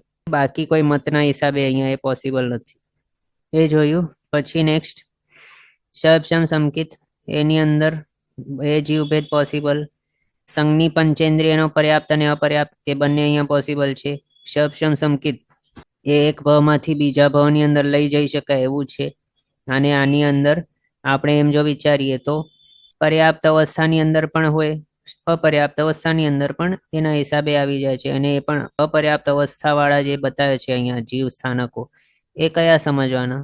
તો એ માત્ર કયા કે જે લબ્ધિ પર્યાપ્તા હોય, એટલે કે પર્યાપ્ત નામકર્મના ઉદય વાળા હોય, પણ કરણ અપર્યાપ્તા છે, એટલે કે હમણાં તેઓની અપર્યાપ્ત અવસ્થા ચાલુ છે, પણ કમ્પલસરી પર્યાપ્તિઓ તેઓ પૂરી કરવાના જ છે, એવા જીવો અહીંયા સમજવાના. એના સિવાય લબ્ધિ અપર્યાપ્ત એવા કોઈ પણ જીવભેદની અંદર આ ક્ષપશમ સંકિત લઈને એવા ભવોની અંદર ઉત્પન્ન નહીં થઈ શકાય. પછી ક્ષાયિક સંકિત, એના માટે પણ સેમ સમજવાનું, બે જીવ સ્થાનકો. આ ક્ષાયિક સંકિત પણ નેક્સ્ટ ભાવની અંદર લઈ જઈ શકાય છે. એમાં વિચારીએ તો ક્ષાયિક સંકિત મનુષ્ય ગતિની અંદર જન્મેલો હોય ત્યાં એને મનુષ્યપણે ક્ષાયિક સંકિત પ્રગટી શકે, અથવા તો ક્ષાયિક સંકિતની પ્રાપ્તિની શરૂઆત એ મનુષ્ય ભવની અંદર જ થઈ શકે, એ કમ્પલસરી છે. બીજી કોઈ ગતિની અંદર રહેલો હોય ત્યારે એ ક્ષાયિક સંકિતની પ્રાપ્તિની શરૂઆત નહીં કરે. પ્રાપ્તિની શરૂઆત એટલે અનંતાનુબંધીનો ક્ષય કર્યો, પછી મિથ્યાતમોનિયનો ક્ષય કર્યો, પછી મિશ્રમોનિયનો ક્ષય કર્યો, આટલું પર્યંતનું જે પ્રોસેસ છે એ માત્ર મનુષ્ય ગતિની અંદર થઈ શકે છે. હવે અહીંયા સુધી કર્યું એટલે કે મિશ્રમોનિયનો ક્ષય કર્યું, પણ હવે સંકિત મોનિયનો ક્ષય કરવાનું બાકી છે. આ અવસ્થા સુધી જે પહોંચ્યું છે એ અવસ્થા પછી એ મૃત્યુ પામીને ચારેમાંથી કોઈ એ ગતિની અંદર ઉત્પન્ન થઈ શકે છે. એટલે હજી સુધી એ કેવું છે હમણાં એટ પ્રેઝન્ટ, તો હજી એને ક્ષાયિક સંકિત પ્રગટાવ્યો નથી, પણ ક્ષપશમ સંકિતી છે. કૃતકરણ ક્ષપશમ સંકિતી કહેવાય આવા જીવને. તો એ ક્ષાયિક સંકિતની પ્રાપ્તિની શરૂઆત અહીંયા કરી લીધી, પછી બીજા એવા તિર્યંચ, એ તિર્યંચ પણ કેવા તો યુગલિક કમ્પલસરી, તો યુગલિક તિર્યંચ કે પછી યુગલિક મનુષ્ય એવા ભાવની અંદર ઉત્પન્ન થઈ ગયો, અથવા તો દેવ કે નારકીપણાના ભાવની અંદર ઉત્પન્ન થઈ શકે, અને પછી ત્યાં એ ક્ષાયિક સંકેતની પ્રાપ્તિની પૂર્ણાહુતિ કરી શકે. એટલે એના સત્તાની અંદર જે સંકિત મૌન્ય પડેલું હતું એનું ક્ષય ત્યાં જઈને પછી એ ગતિની અંદર કરે, અને એ પણ અંતર્મુહૂર્તની અંદર થઈ જાય છે એનો પણ ક્ષય. એટલે પછી હવે તે ક્ષાયિક સંકિતિ કહેવાશે એમ પોસિબલ છે. અથવા તો મનુષ્યપણાના ભાવની અંદર જ એને ક્ષાયિક સંકેતની પ્રાપ્તિની શરૂઆત કરીને ક્ષાયિક સંકેત પ્રગટાવી દીધું, પછી એને પૂર્વ બાંધેલા એવા આયુષ્ય વાળો ભાવની અંદર એ જઈ શકે, એટલે કે યુગલિક તિર્યંચ કે યુગલિક મનુષ્ય કે દેવ કે નારકી એવા ભાવની અંદર એ જઈ શકે છે એક ક્ષાયિક સંકેત લઈને. એમ એના હિસાબે અહીંયા જો એ અહીંયા જ મનુષ્ય ગતિની અંદર બધાયું એવો હોય અને પછી ક્ષાયિક સંકેત પ્રગટાવ્યું હોય એવો મનુષ્ય, એવો પછી નેક્સ્ટ કોઈ પણ ગતિની અંદર જતો હોય, અથવા તો દેવ પણ એ ગયેલો હોય, એટલે કે મનુષ્ય તો પછી દેવ બન્યો, ત્યાં ક્ષાયિક સંકેત લઈને દેવ પણ જીવી રહ્યો છે, ત્યાંથી પછી મનુષ્યની અંદર આવશે કમ્પલસરી દેવ પછી, કારણ સંકિતિ છે. અથવા તો નારકીની અંદર જીવી રહ્યો છે, શ્રેણિક મહારાજાના જીવ અથવા તો કૃષ્ણ મહારાજાના જીવને એક્ઝામ્પલ લઈએ તો ક્ષાયિક સંકેત સહિત ત્યાં નરકની અંદર રહેલા છે, કારણ પહેલા જ તેઓએ નરકનું આયુષ્ય બાંધી દીધું હતું, પછી ક્ષાયિક સંકેતની પ્રાપ્તિ કરેલી હતી મનુષ્યપણાના ભાવની અંદર. એવા પણ જીવો હોઈ શકે. એટલે ત્યાંથી પછી હવે તેઓ કમ્પલસરી મનુષ્ય ભાવની અંદર જ ઉત્પન્ન થવાના છે. એ ભાવની અંદરથી અહીંયા આવે મનુષ્ય ભાવમાં, તો ત્યાં પણ તેઓ ક્ષાયિક સંકેત લઈને આવી રહ્યા છે, અને ત્યાં અપર્યાપ્ત અવસ્થાની અંદર હશે તેમને ક્ષાયિક સંકેત પણ. એટલે અહીંયા એની અપેક્ષાએ કરણ અપર્યાપ્ત એવા જીવભેદ, એ પણ સંઘની પંચેન્દ્રિય અપર્યાપ્ત, એ માત્ર જીવભેદ અહીંયા લીધું છે અપર્યાપ્ત વાળામાંથી. અને એ પણ સેમ અહીંયા જે બતાવ્યું એના જ હિસાબે સેમ સમજવાનું, માત્ર લબ્ધિ પર્યાપ્તા હોય પણ કરણ અપર્યાપ્તા એવા સમજવાના, અપર્યાપ્ત વાળા જે છે. પછી મિશ્ર સમ્યક્ત્વ ત્રીજો ગુણ સ્થાનક વાળા, એને માત્ર એક જ જીવ સ્થાનક એક ભાવમાંથી બીજા ભાવની અંદર લઈ જઈ શકાતું નથી. પર્યાપ્તા સંઘની પંચેન્દ્રિય એક જ જીવભેદ હોય. સાસ્વાદન સમ્યક્ત્વ એ માર્ગણા, એની અંદર 7 જીવભેદ હોય. એ પણ કયા 7 આવી ગયા તો કરણ અપર્યાપ્ત એવા બાદર એકેન્દ્રિય આદિ 6 જીવભેદ, એની અંદર સૂક્ષ્મ એકેન્દ્રિય માઇનસ કરી લેવાનું. કરણ અપર્યાપ્ત એવા બાદર એકેન્દ્રિય, પછી કરણ અપર્યાપ્ત એવા બેન્દ્રિય તેન્દ્રિય ચૌરેન્દ્રિય અસંગની પંચેન્દ્રિય અને સંઘની પંચેન્દ્રિય, બધા કરણ અપર્યાપ્ત. એટલે કે એક એવા તો લબ્ધિ પર્યાપ્તા છે પણ હમણાં કરણ અપર્યાપ્ત છે એવા. પ્લસ હવે સંઘની પંચેન્દ્રિય પર્યાપ્તા એ એક જીવભેદ, એટલે ટોટલ 7 જીવભેદ થઈ ગયા. સાસદન સંકેત લઈને કોઈ જીવ એક ભાવમાંથી બીજા ભાવની અંદર જો જાય તો એ કમ્પલસરી લબ્ધિ પર્યાપ્ત એવા જીવભેદની અંદર જ ઉત્પન્ન થાય છે, પણ અપર્યાપ્ત નામકર્મના ઉદયવાળા ભાવની અંદર ઉત્પન્ન નહીં થાય એમ. એટલે અહીંયા આપણે કરણ અપર્યાપ્ત સમજ્યા. અને સાસદન સંકેત નવો કયા ભાવની અંદર પ્રગટી શકે છે તો તે માત્ર પર્યાપ્તા એવા સંઘની પંચેન્દ્રિય એ એક જીવભેદની અંદર જ નવો સાસ્વાદન સમ્યક્ત્વ મળી શકે છે, એના સિવાય નહીં. પણ એક ભાવ એની અંદર જો પ્રગટ્યું ત્યાંથી એ કયા ભાવની અંદર જઈ શકે તો કરણ અપર્યાપ્ત એવા જે અહીંયા આપણે જોયા બાદર એકેન્દ્રિય કરણ અપર્યાપ્ત, પછી બેન્દ તેન્દ ચૌરેન્દ્રિય અસંગની પંચેન્દ્રિય અને સંઘની પંચેન્દ્રિય, એ રીતે 7 જીવભેદ થઈ ગયા. મિથ્યાત્વ માર્ગણા, એની અંદર 14 બધા જીવ સ્થાનક આવી જાય છે પોસિબલ. એમાં કોઈ એવી જરૂરી નથી કે કરણ અપર્યાપ્ત જોઈએ કે અપર્યાપ્ત નામકરણના ઉદયવાળા નહીં હોવા જોઈએ, એવું કોઈ પણ રેસ્ટ્રિક્શન નથી. બધા જ જીવો અહીંયા હોઈ શકે છે મિથ્યાત્વ માર્ગણાની અંદર. પછી ગુણસ્થાનક વિશે વિચારીએ તો ઉપશમ સંકિત એને 4 થી 11મો ગુણસ્થાનક, ષપશમ સંકિત 4 થી 7મે, ક્ષાયિક સંકિત 4 થી 14મો, મિશ્ર સમ્યક્ત્વ માત્ર ત્રીજે, સાસદન સંકિત માત્ર સેકન્ડ પર, મિથ્યાત્વ માત્ર ફર્સ્ટ ગુણસ્થાનકે હોય. પછી યોગ ઉપશમ સંકિત માર્ગણાની અંદર 13 યોગ બતાવ્યા છે. એની અંદર કયા બે નથી તો આહારક મિશ્ર અને આહારક કાયોગ, એ બે યોગ અહીંયા નથી. પછી ક્ષપશમ સંકિત એના માટે વિચારીએ તો 15 બધા જ યોગ પોસિબલ છે. ક્ષાયિક સંકિત બધા જ યોગ પોસિબલ છે. મિશ્ર સમ્યક્ત્વ માત્ર 10 યોગ પોસિબલ છે. એની અંદર ઔદારિક કાયક, વૈક્રિય કાયક એ બે હોય કાયકમાંથી, અને મનોયોગ 4 એ 4, વચનયોગ 4 એ 4 એ પોસિબલ છે. એટલે 4 + 4 8 + 2 10 આ રીતે થઈ ગયા. કારણ આની અંદર અપર્યાપ્ત અવસ્થાની અંદર માત્ર જે છે એ બધા માઇનસ કરી દીધા. બીજું વૈક્રિય મિશ્ર કાયક જે છે એ પણ અહીંયા નથી લીધું, કારણ એમાં એવું કંઈક હોઈ શકે ગ્રહણ નહીં કર્યું એના માટે કે જે છે લબ્ધિધારી એવા, એટલે વૈક્રિય લબ્ધિધર એવા મનુષ્ય કે તિર્યંચ એ ત્યારે મિશ્ર દૃષ્ટિ એવા ત્રીજા ગુણસ્થાનકે હોતે છતે તેઓ ઉત્તર વૈક્રિય શરીર બનાવવાનું સ્ટાર્ટ નહીં કરતા હશે, એવું હશે. એના હિસાબે અહીંયા વૈક્રિય મિશ્ર કાયક નથી લીધું એમ. પછી સાસાદન સંકિત માર્ગણા એટલે કે બીજો ગુણસ્થાનક, એની અંદર 13 યોગ પોસિબલ છે. અહીંયા આહારક મિશ્ર અને આહારક કાયક એ બે નથી લીધા, કારણ એના રિલેટેડ એવો ગુણસ્થાનક અહીંયા છે જ નહીં. મિથ્યાત્વ એની અંદર પણ આહારક મિશ્ર અને આહારક કાયક એને છોડીને બાકીના યોગ અહીંયા સમજવાના. ઉપશમ સંકિતને વિશે વિચારીએ તો અહીંયા ગુણસ્થાનક તો છે આહારક ને આહારક મિશ્ર કાયકને રિલેટેડ, પણ એવા જે છે પ્રાથમિક ઉપશમ સંકિતિ હોય જો, તો એને આહારક લબ્ધિ પ્રાપ્ત જ નહીં થયેલી હોય, હજી હમણાં જ મિથ્યાત્વને છોડ્યું છે, હમણાં જ સંકિતિ બન્યા છે, તો સાતમા ગુણસ્થાનકે જે પ્રગટી શકે અથવા તો બંધાઈ શકે સાતમા ગુણસ્થાનકે એવું જે આહારક શરીર નામકર્મ વગેરે છે જે આહારક લબ્ધિ અપાવી શકે, એ પછી એમને કઈ રીતે હોઈ શકે? આહારક શરીર નામકર્મ સત્તાની અંદર નથી, હમણાં જ મિથ્યાત્વને ત્યાગ્યું છે, હમણાં સુધી મિથ્યાત્વી જ હતા આટલા ટાઈમ માટે, એટલે પ્રાથમિક ઉપશમ સંકિતિને હોતું નથી. પછી શ્રેણીગત ઉપશમ સંકિતિ એ તો અપ્રમત્તોએ છે, એને આહારક લબ્ધિ પોસિબલ છે પણ તેઓ એ લબ્ધિ ફોરવતા નથી, અપ્રમત્ત દશાવાળા છે, શ્રેણી માંડી રહ્યા છે, ત્યાં ક્યાં બેસશે તે આહારક શરીર બનાવવા માટે? એટલે એના હિસાબે અહીંયા આહારક મિશ્ર એ પણ નથી એમ. પછી આગળ જોઈએ ઉપયોગ. ઉપયોગની અંદર ઉપશમ સંકિતિને 7 ઉપયોગ, ષવશમ સંકિતને પણ 7 ઉપયોગ, એ 7 ઉપયોગ બતાવે છે. કઈ રીતે? તો આ છદ્મસ્થ જીવો છે અને એ પણ સંકિતિ જીવો છે, એટલે તેઓને જે જ્ઞાન અને દર્શન હશે એ છદ્મસ્થ એવા સંકિતિ જીવોને જે હોઈ શકે એ અહીંયા હશે.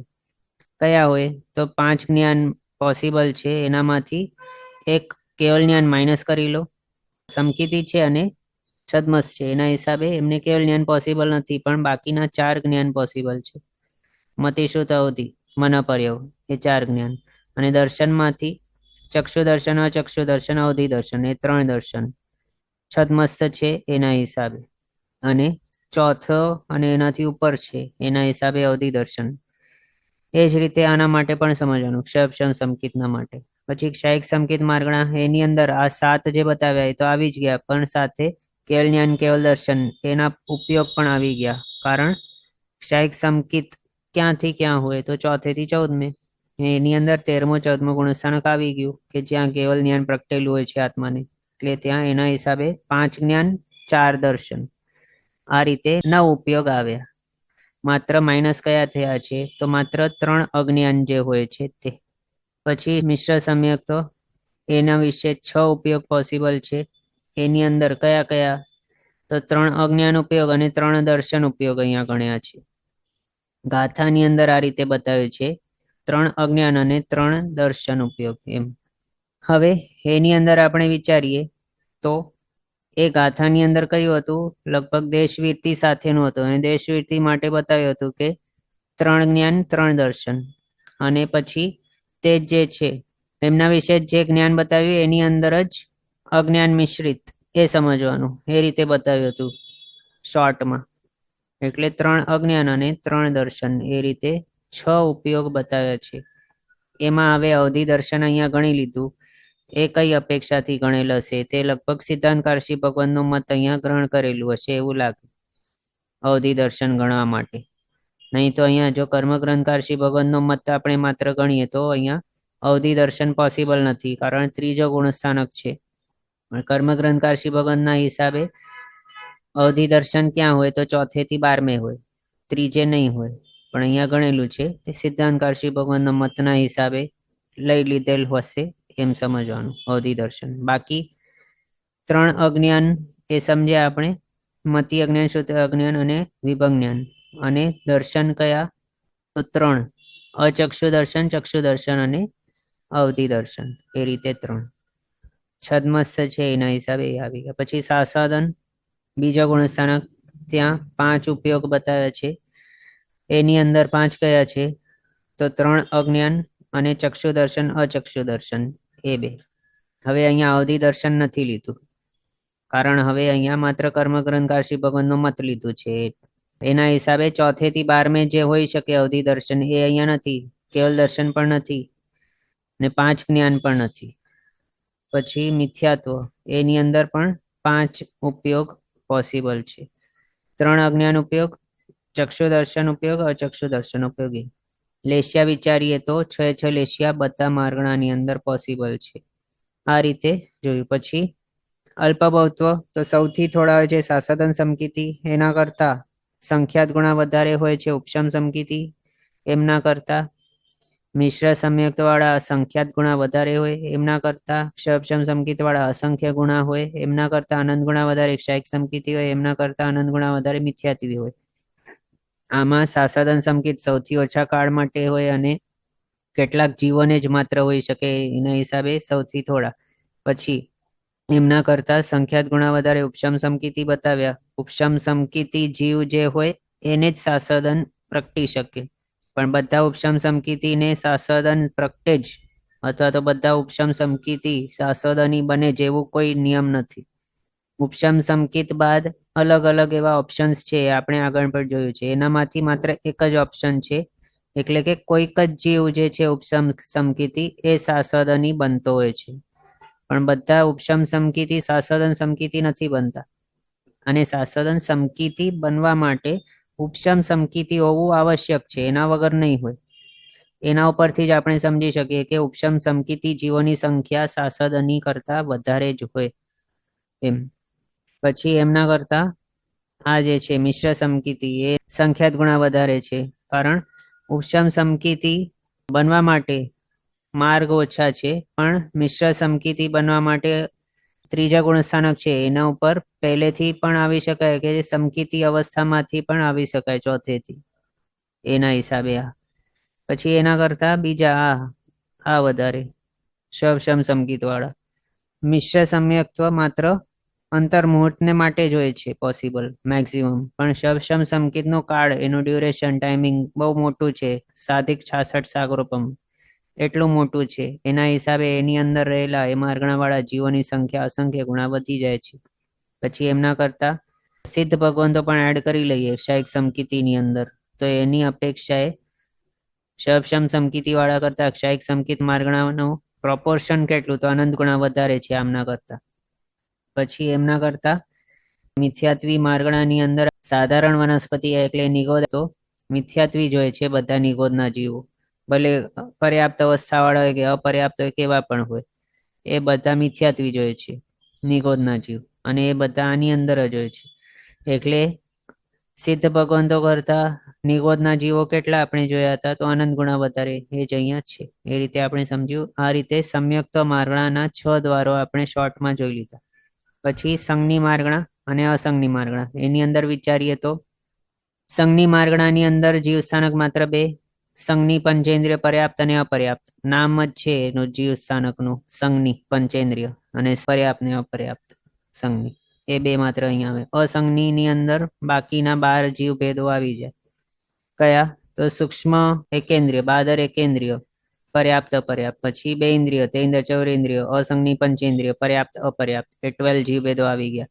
ગુણસ્થાનક વિશે વિચારીએ તો સંઘની જીવોને 1 થી 14મો ગુણસ્થાનક, અસંઘની જીવોને 1, 2 ગુણસ્થાનક જ પોસિબલ છે માત્ર. એમાંથી પણ બીજો ગુણસ્થાનક કોને હોઈ શકે? તો માત્ર એ જ સિચ્યુએશનની અંદર કે જો એ પ્રીવિયસ ભાવમાંથી સાસદન સમ્યક તો લઈને આવ્યો હોય તો જ, એ પણ માત્ર અપર્યાપ્ત અવસ્થાની અંદર જ હોય. પણ પર્યાપ્ત અવસ્થાની અંદર બધા જ અસંઘની જીવો કમ્પલસરીલી કહેવાય તો મિથ્યાત્વી જ હોય છે, એટલે પહેલા ગુણસ્થાનક વાળા જ હોય છે. આ રીતે 2 ગુણસ્થાનક પોસિબલ. પછી યોગ વિશે વિચારીએ તો સંઘની માર્ગણાની અંદર 15 બધા યોગ છે પોસિબલ, અસંઘની માર્ગણાની અંદર માત્ર 6 યોગ છે. કયા? તો કાર્મણ કાયોગ, ઔદારિક મિશ્ર કાયોગ, ઔદારિક કાયોગ, વૈક્ર મિશ્ર વૈક્રે કાયોગ, અને અસત્ય અમૃષા વચન યોગ. એમાં વચન યોગ જે લીધું એ કઈ અપેક્ષાથી, તો 2 ઇન્દ્રિયથી અસંગની પંચેન્દ્રિય જે છે એ બધા અસંગની જીવો, એ બધા કેવા છે? રસનેન્દ્રિય વાળા છે, અને તેઓને પર્યાપ્ત અવસ્થાની અંદર રસનેન્દ્રિય હોવાથી અને રસનેન્દ્રિયને વચન સાથે રિલેશન ગણેલું હોવાથી અસત્ય અમૃષા વચન યોગ પોસિબલ છે. પણ વિચારણા તેમની છે નહીં, એટલે કે સંજ્ઞીપણું નથી તેઓનું, વિચારણા વાળા નથી, એટલે વિચારીને કંઈક જૂઠ બોલે કે પછી જૂઠથી મિશ્રિત એવું બોલે, અથવા તો સત્ય બોલે, સાચું બોલે, એવું કંઈ છે નહીં. પણ રસનેન્દ્રિય સાથે વચનનું રિલેશન હોવાથી તેઓને માટે અસત્ય અમૃષા વચન યોગ બતાવે છે, કે જે સત્ય પણ નથી અને જે અસત્ય પણ નથી એવું. એના હિસાબે અહીંયા યોગ આપણે વચન યોગ 1, બાકીના 5 કાયોગ સમજ્યા. એમાં જે વૈક્રય મિશ્રને વૈક્રય કાયક ગણ્યું છે એ કોને અપેક્ષાએ? તો માત્ર બાદર વાયુકાય જે પર્યાપ્તો છે, એ પણ વૈક્રય લબ્ધિ વાળો, એની અપેક્ષાએ ગણેલું છે. પણ બાકી બીજા કોઈ જે છે એમને વૈક્રય મિશ્ર કે વૈક્રય કાયક હોતું નથી. આ રીતે 6 યોગ અહીંયા જોયા. પછી ઉપયોગ વિશે વિચારીએ તો 12 ઉપયોગ સંજ્ઞી જીવોને, પણ અસંજ્ઞી જીવોને 4 ઉપયોગ માત્ર પોસિબલ છે. કયા? તો જે કમ્પલસરી હોય છદ્મસ્ત એવા જીવોને, એવો અચક્ષુ દર્શન ઉપયોગ, એ પહેલું. પછી જો એ ચૌરેન્દ્રિય કે પંચેન્દ્રિય અસંજ્ઞી એવો હોય તો પછી એને પર્યાપ્ત અવસ્થાની અંદર ચક્ષુ દર્શન પોસિબલ થઈ જાય છે એ. પછી જે નોન સમકીતી એવા બધા જીવોને કમ્પલસરીલી હોય એવો મતિ અજ્ઞાન અને શ્રુત અજ્ઞાન ઉપયોગ, એ 2 અહીંયા સમજવાના. આ રીતે 4 ઉપયોગ. લેશિયા વિચારીએ તો 6 લેશિયા સંજ્ઞી જીવોને, અસંજ્ઞી જીવોને માત્ર 4 લેશિયા, એ પણ કઈ? તો 3 અશુભ પ્લસ તેજો લેશિયા. તેજો લેશિયા કઈ રીતે? તો આપણે આગળ જે જોયું, લબ્ધિ પર્યાપ્ત, બાદર એકેન્દ્રિય એટલે કે બાદર પૃથ્વીકાય, પછી બાદર અપકાય અને બાદર પ્રત્યેક વનસ્પતિકાય, એ 3 લબ્ધિ પર્યાપ્તા. એવા ભાવની અંદર કોઈક તેજો લેશિયાવંત એવો દેવ ઉત્પન્ન થઈ શકે છે પોતાની તેજો લેશિયા લઈને. એની અપેક્ષા અહીંયા તેજો લેશિયા એડ કરેલી છે અપર્યાપ્ત અવસ્થામાં માત્ર. પર્યાપ્ત અવસ્થાની અંદર પછી એ તેજો લેશિયા એમને નહીં હોય અસંજ્ઞી જીવોને, માત્ર પ્રીવિયસ ભાવમાંથી લાવેલો હોય તો જ હોઈ શકે. એ રીતે જોયું 4 લેશિયા. પછી અલ્પ બહુત્વની અંદર સંજ્ઞી જીવો સૌથી થોડા, અસંજ્ઞી જીવો એમના કરતા અનંત ગુણા વધારે. કારણ નિગોધ ક્યાં છે? નિગોધ સંજ્ઞી નથી હોતા, પણ નિગોધ હોય છે અસંજ્ઞી જીવોની અંદર. એના હિસાબે આ અનંત ગુણા વધારે થઈ ગયા. પછી આહારી માર્ગણા, મૂળ માર્ગણા આહારી છે, એની અંદર પહેલી ઉત્તર માર્ગણા છે આહારી માર્ગણા, એની અંદર 14 જીવ સ્થાનકો બધા પોસિબલ છે. અને અણાહારી માર્ગણાની અંદર માત્ર 8 જીવ સ્થાનકો પોસિબલ છે. આમાં આપણે વિચારીએ કે અહીંયા જે ગણ્યા 8 જીવ સ્થાનકો એ કયા છે? તો અપર્યાપ્ત એવા 7 જીવ સ્થાનકો પ્લસ પર્યાપ્ત એવા સંજ્ઞી પંચેન્દ્રિય, 1 એટલે 8 થઈ ગયા. પર્યાપ્ત સંજ્ઞી પંચેન્દ્રિય અને અણાહારીપણું કઈ રીતે હોય, ક્યારે હોય? અથવા તો કોઈક પર્યાપ્ત સંજ્ઞી પંચેન્દ્રિય જીવ અણાહારી માર્ગણાવાળો ક્યારે કહેવાય? તો જ્યારે એ 13મા ગુણસ્થાનકે હોય અને કેવલી સમુદ્ગાત કરતા હોય, અને ત્યાં એ કેવલી સમુદ્ગાતની અંદર 3જા 4થા 5મા સમયે અણાહારીપણું વાળા હોય છે, એટલે અણાહારી માર્ગણા વાળા કહેવાય છે ત્યારે. પ્લસ 14મા ગુણસ્થાનકે હોય, પણ બાકી કોઈ પણ પર્યાપ્તા જીવ છે એ અણાહારી માર્ગણાની અંદર નહીં આવે. કારણ અણાહારીપણું ક્યારે હોય એના આપણે સિચ્યુએશન જોયા હતા. કયા? તો એક પેલું ભાવ બદલતા ટાઈમે વિગ્રહ ગતિની અંદર, બીજો કેવલી સમુદ્ગાત કરતા હોય તેની અંદર 3જા 4થા 5મા સમયે કાર્મણ કાયક જ્યારે તેઓને હોય છે ત્યારે અણાહારી હોય. પ્લસ 14મા ગુણસ્થાનકે હોય ત્યારે પણ તેઓ અણાહારી હોય છે, અયોગી કેવલી ભગવંત એમ. એટલે એના હિસાબે અહીંયા ઉત્પત્તિના પહેલા સમયે જ્યારે જીવ ઉત્પન્ન થઈ ગયા ત્યાં પહેલા સમયે એનું કાર્ય જ હોય છે આહાર ગ્રહણ કરવાનું, એટલે ત્યારે તે ભલે કાર્મણ કાયક વાળો હોય છે પણ ત્યાં એ અણાહારી નથી હોતો, પણ કાર્મણ કાયક હોય છે, એને આહારી હોય છે. પણ કાર્મણ કાયક સાથે અણાહારીપણું ક્યારે છે? તો ભાવ બદલતા ટાઈમે વિગ્રહ ગતિની અંદર છે, પ્લસ કેવલી સમુદ્ગાતની અંદર છે. આ 2 સિચ્યુએશન છે. એમાં અણાહારીપણુની અંદર અહીંયા જે આપણે ગ્રહણ કર્યા છે એ 7 જીવભેદ જે છે એ કયા સમજવાના? ભાવ બદલતા ટાઈમે વિગ્રહ ગતિવાળા જે છે જીવો એમને સમજવાના અણાહારીની અંદર. અને ત્યારે તેઓ કેવા છે? અપર્યાપ્ત અવસ્થા વાળા છે. વિગ્રહ ગતિની અંદર જે પણ જીવ છે તે અપર્યાપ્ત અવસ્થાવાળ કહેવાય એમ. અને સંઘની પંચેન્દ્ર પર્યાપ્તો જે જીવભેદ અહીંયા ગ્રહણ કર્યું છે એ કયો? તો કેવલી સમુદ્ગાત કરતા ટાઈમે જે છે અણાહારીપણું તે પ્લસ 14મા ગુણસ્થાનકે એ, એટલે કે કેવલી સમુદ્ગાતની અંદર ત્રીજા ચોથા પાંચમા સમયવાળું, 13મા ગુણસ્થાનકે છે તે પ્લસ 14મા ગુણસ્થાનકે અયોગીપણાવાળાની અંદર જે છે તે. આ રીતે 8 જીવભેદ. પછી આહારી માર્ગણા એની અંદર ગુણસ્થાનક પહેલોથી 13મો, અણાહારી માર્ગણાની અંદર પહેલો બીજો ચોથો 13મો 14મો. પહેલો બીજો ચોથો કોની અપેક્ષાએ? તો ભાવ બદલતા ટાઈમે જે હોય અણાહારી પણ વિગ્રહ ગતિની અંદર એની અપેક્ષાએ. ભાવ બદલતા ટાઈમે માત્ર આ 3 ગુણસ્થાનકો પોસિબલ છે એના હિસાબે. પછી 13મા ગુણસ્થાનક કોની અપેક્ષાએ? તો કેવલી ભગવાન કેવલી સમુદ્ગાત કરતા હોય ત્યારના ટાઈમ વાળી અવસ્થાની હિસાબે ત્રીજા ચોથા પાંચમા સમયે જે છે અણાહારીપણું ત્યાં. અને 14મો ગુણસ્થાનક ત્યાં તો કમ્પ્લીટ અણાહારીપણું જ હોય છે, અયોગી હોય છે ત્યારે. એ થઈ ગયું. આ રીતે 5 ગુણસ્થાનક ટોટલ અહીંયા અણાહારી માર્ગણા. પછી આહારી માર્ગણામાં 15 બધા યોગ પોસિબલ, અને અણાહારી માર્ગણાની અંદર માત્ર એક જ યોગ અહીંયા પોસિબલ છે. અણાહારી માર્ગણાની અંદર માત્ર કાર્મણકા યોગ એક જ હોઈ શકે, એ પણ કઈ અપેક્ષાએ? અહીંયા પહેલો બીજો ચોથો અને 13મો આ 4 ગુણસ્થાનકની અપેક્ષાએ માત્ર એક જ યોગ કાર્મણકા યોગ અહીંયા ગણ્યો છે. ઉપયોગ વિચારીએ તો આહારી માર્ગણાની અંદર 12 ઉપયોગ પોસિબલ છે, અણાહારી માર્ગણાની અંદર માત્ર 10 ઉપયોગ છે. એની અંદર કયા 10 છે? તો 3 અજ્ઞાન ઉપયોગ, પછી મતિ જ્ઞાન, શ્રુત જ્ઞાન, અવધિ જ્ઞાન ઉપયોગ, કેવલ જ્ઞાન ઉપયોગ, અચક્ષુ દર્શન ઉપયોગ, અવધિ દર્શન ઉપયોગ, કેવલ દર્શન ઉપયોગ. એક રિક્વેસ્ટ છે, અણાહારીમાં 8 જીવ સ્થાનક પ્લીઝ એક્સપ્લેન અગેન. હા, તો એ અણાહારી માર્ગણા જે છે એની અંદર 8 જીવ સ્થાનક કઈ રીતે છે? તો સૌથી પહેલો આપણે અણાહારી માર્ગણાની અંદર કયા કયા સિચ્યુએશન જોઈ હતી, અથવા તો જીવ અણાહારી ક્યારે કહેવાય? એક તો વિગ્રહ ગતિની અંદર અણાહારી છે, પછી કેવલી સમુદ્ગાત કરતા હોય ત્યારે ત્રીજા ચોથા પાંચમા સમય કેવલી સમુદ્ગાત વખતે અણાહારી હોય, પ્લસ 14મા ગુણસ્થાનકે અયોગી અવસ્થાવાળા જે છે અયોગી કેવલી ભગવાન તેઓ અણાહારી હોય છે. આમ એટલે એની એ સિચ્યુએશનની અંદર જે જે જીવભેદ હોઈ શકે એ આપણને અહીંયા ગણવાના. એમાંથી સૌથી પહેલા આપણે ગણીએ વિગ્રહ ગતિવાળાની અંદર. તો વિગ્રહ ગતિની અંદર જીવ કેવા અવસ્થાવાળો કહેવાય?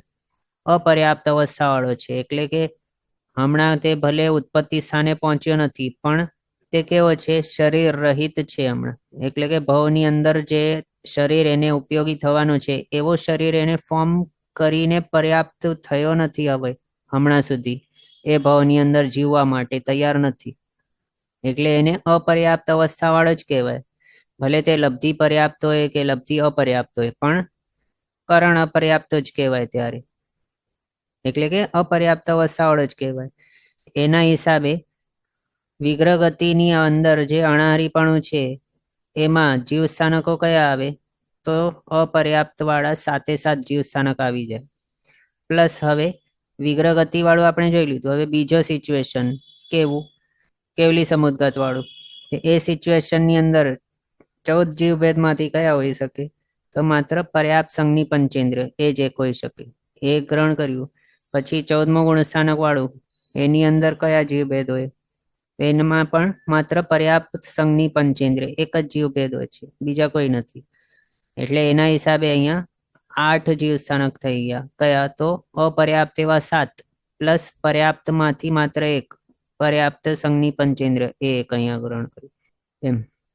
પછી અહીંયા જોઈ રહ્યા હતા આપણે અણાહારી માર્ગણાની અંદર ઉપયોગ 10 છે. એ કયા 10?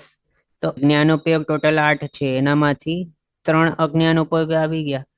પછી જ્ઞાનોપયોગ 5 છે, એનામાંથી મતિ જ્ઞાન, શ્રુત જ્ઞાન, અવધિ જ્ઞાન અને કેવલ જ્ઞાન એના ઉપયોગો એ 4 આવી ગયા. પણ એક કયો નથી? તો મનોપર્ય જ્ઞાન ઉપયોગ, એ અહીંયા પોસિબલ નથી. પછી દર્શન ઉપયોગમાંથી જોઈએ તો અચક્ષુ દર્શન ઉપયોગ, અવધિ દર્શન ઉપયોગ અને કેવલ દર્શન ઉપયોગ આ 3 આવ્યા, પણ ચક્ષુ દર્શન ઉપયોગ અહીંયા પોસિબલ નથી.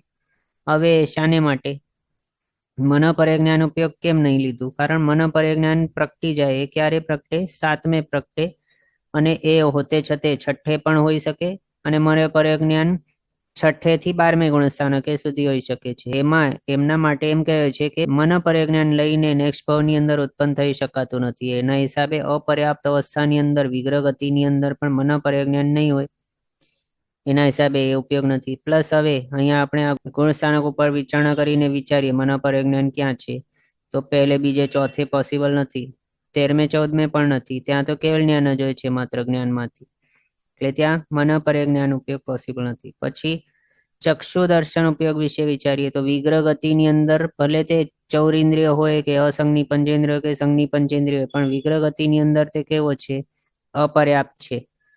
એટલે પોતાના ઉત્પત્તિ સ્થાને પહોંચ્યો નથી અને ઇન્દ્રિય પર્યાપ્તિ વગેરે બધી પોતાની સહયોગ્ય બધી પર્યાપ્તિ પૂરી કરી નથી હજી, એટલે હમણાં સુધી તે અપર્યાપ્ત અવસ્થા વાળો જ છે. વિગ્રહ ગતિની અંદર કેવો છે? અપર્યાપ્ત અવસ્થા વાળો જ છે, અને એને ચક્ષુ ફોર્મ નથી કરી, સહયોગ્ય પર્યાપ્તિઓ પણ પૂરી નથી કરી, અને સહયોગ્ય બધી પર્યાપ્તિઓ પૂરી નહીં કરે ત્યાર સુધી એને ચક્ષુ દર્શન હોતું જ નથી. ચક્ષુ દર્શન કર્મગ્રંથકાર શ્રી ભગવંતે ક્યાં ગણ્યું છે? તો પર્યાપ્ત એવા ચૌરિન્દ્રિય, પર્યાપ્ત એવા અસંગની પંચેન્દ્રિય અને પર્યાપ્ત એવા સંગની પંચેન્દ્રિય, આ 3 જીવભેદ ગણ્યા છે ચક્ષુ દર્શનને માટે. અને હજી સુધી આ કેવા છે? અણાહારી માર્ગણાવાળા જીવ વિગ્રહ ગતિની અંદર છે, એટલે ત્યાં તેમને ચક્ષુ દર્શન નહીં હોય. ફર્સ્ટ, સેકન્ડ, ફોર્થ ગુણસ્થાનક વાળા અણાહારી માર્ગણા વાળાને. પછી 13મા ગુણસ્થાનક, 14મા ગુણસ્થાનક એમને વિશે વિચારીએ તો ચક્ષુ દર્શન એમને કઈ રીતે હોય? ચક્ષુ દર્શન શું છે? કેવા પ્રકારનું છે દર્શન? તો ક્ષાયોપશમિક ભાવ વાળું છે. પણ આ કેવા છે? 13મે 14મે ગુણસ્થાનક વાળા જીવ ક્ષાયિક ભાવ વાળું જ્ઞાન ને દર્શન વાળા છે, એટલે તેમને હવે કેવલ દર્શન જ હશે, પણ ચક્ષુ દર્શન નહીં હોય. આંખો ભલે છે ઇન્દ્રિય રૂપે, તેમના શરીરની અંદર કોઈ ફેરફાર નથી થયું, ચક્ષુ પણ છે, પણ એમને કેવલ દર્શન જ કહેવાય. પછી કેવલ જ્ઞાન, કેવલ દર્શન એ જ કહેવાશે. આત્મા દ્વારા ડિરેક્ટલી બધું જુએ જાણે છે એના હિસાબે. આ રીતે એના હિસાબે અહીંયા ચક્ષુ દર્શન ઉપયોગ અને મન પરજ્ઞાન ઉપયોગ એ 2ના છોડીને બાકીના 10 ઉપયોગ પોસિબલ છે. લેશિયા 6 પોસિબલ છે, ગુણસ્થાનક ઉપરથી આપણે સમજી શકીએ એવું છે. પછી અલ્પબહુ તો સૌથી થોડા હોય છે અણાહારી જીવો, અને આહારી જીવો એમના કરતા અસંખ્ય ગુણા વધારે હોય છે. હવે આ કઈ રીતે થઈ ગયું તે આપણે જોયું હતું આગળ. કેવું છે? બંનેની અંદર નિગોદના જીવ આવી જાય છે. એમાં શાસ્ત્રકાર ભગવંતો એ રીતે બતાવે છે કે એક નિગોદનો અસંખ્યાત્મો ભાગ એ વિગ્રહ ગતિની અંદર હોય છે, અને એક નિગોદ એટલે કેટલા જીવો? તો અનંતા. અને વિગ્રહ ગતિની અંદર જીવ કેવા છે? અણાહારી છે. એના હિસાબે નિગોદ જે છે એ આહારી, અને એના અસંખ્યાત્મો ભાગ છે અણાહારી, અને અનંતનો અસંખ્યાત્મો ભાગ કેટલું હોય? તો અનંત જ છે. એટલે બંને છે અનંત, પણ બંનેમાં ફરક કેટલું છે? તો અહીંયા બતાવ્યું અસંખ્ય ગુણા વધારે છે આહારી જીવો. એમ શોર્ટમાં શું છે? જે શાસ્ત્રકાર ભગવંતોએ બતાવ્યું છે કે એક નિગોદનો અસંખ્યાત્મો ભાગ વિગ્રહ ગતિની અંદર છે, એટલે તે અણાહારીપણાની અંદર છે. એના ઉપરથી આપણે ઉલટું શું કહી શકીએ? નિગોદનો અસંખ્યાત્મો ભાગ વિગ્રહ ગતિની અંદર છે, તો પછી આ વાળું જે છે આના કરતા આ કેટલું? તો આનું આ અસંખ્યાત્મો ભાગ છે, તો આનું અસંખ્યાત ગુણા વધારે આ હશે, એમ કહી શકાય. તો એ જ છે અહીંયા, આ ઓછા છે સૌથી, અને એના કરતા અસંખ્ય ગુણા વધારે આહારી જીવો અથવા તો આહારી માર્ગણા વાળા જીવો સમજવાના, એ રીતે બતાવ્યું છે. હવે અહીંયા સુધી આપણે જોયું, અને હવે અહીંયા સુધી આપણો સેકન્ડ ચેપ્ટર માર્ગણા સ્થાનક વિશે, જીવ સ્થાનક, માર્ગણા સ્થાનક વિશે, ગુણ સ્થાનક, યોગ, ઉપયોગ, લેશિયા, અલ્પબહુતો એ આખું કમ્પ્લીટ થઈ ગયું. અને હમણાં સુધી કોઈને કઈ ડાઉટ, ક્વેશ્ચન છે આ આખા ચેપ્ટરની અંદર?